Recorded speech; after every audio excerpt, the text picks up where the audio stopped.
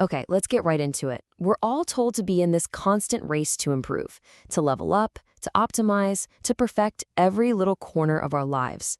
But what if I told you the finish line is a complete fantasy? What if the race itself is the trap? You know this person. Heck, maybe you are this person. The perfect morning routine, the flawless Instagram feed, just absolutely winning on the outside. But inside, total collapse. This quote just lays it bare. This is an improvement. It's a full-time training program for a complete and total breakdown. And look, this isn't some personal failing. This is cultural programming. We've been sold this idea that our value as a human being is tied to our latest upgrade. But this constant chase has a hidden bill.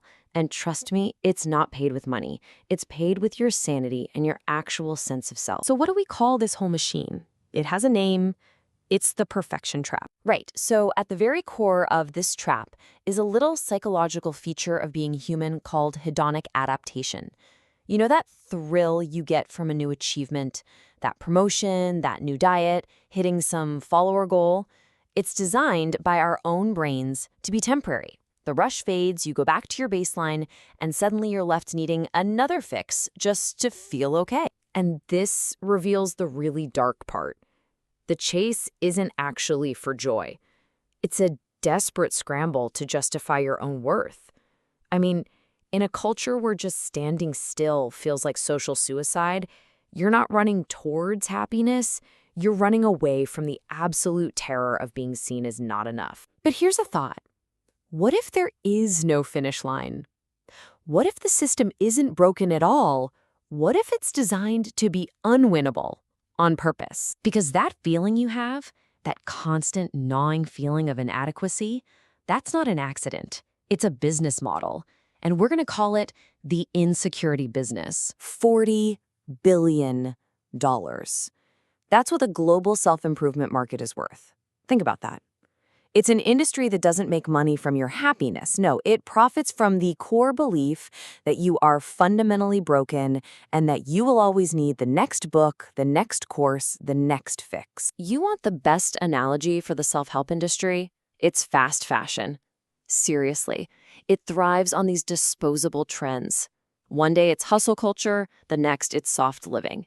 Each one gives you this cheap, temporary high, but they are built to go out of style, guaranteeing you'll be back for the next new thing that promises to finally fix you for good. So in this endless cycle of buying the books, the apps, the seminars, you have to stop and ask yourself, who is actually improving here? It's not you. It's their profit margin. And this constant pressure to upgrade doesn't just drain your bank account, you know? It goes deeper. It starts to erode who you actually are, turning your entire life into one long performance. Real self-discovery gets completely hijacked and replaced with personal brand management. Your growth is no longer for you. It's just content for everyone else. It's become performance art that you curate for public approval. I mean, think about it. When you spend all your time and energy optimizing a version of yourself for an algorithm, the real you gets written over. It gets deleted. You just become a blurry reflection of what you think other people want to see. So where does all this lead? What's the logical endpoint?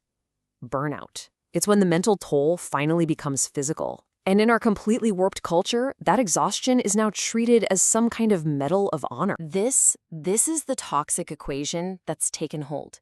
Exhaustion now equals success.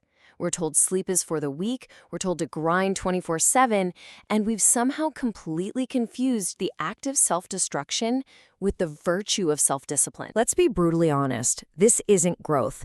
It's self-punishment disguised as ambition. And it works exactly like an addiction.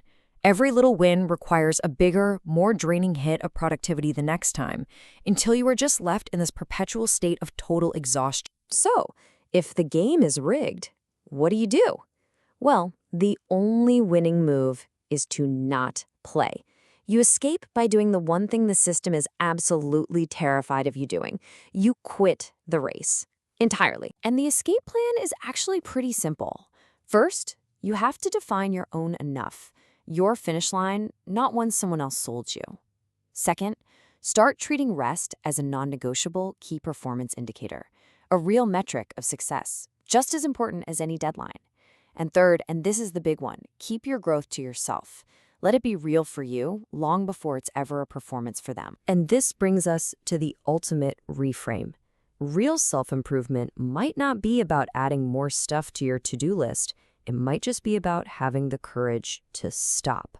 The best version of you could actually be the one who finally gives themselves permission to just stand still. Because you have to ask yourself this one final question.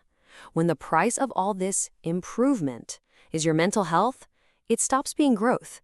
It just becomes a debt you can never repay.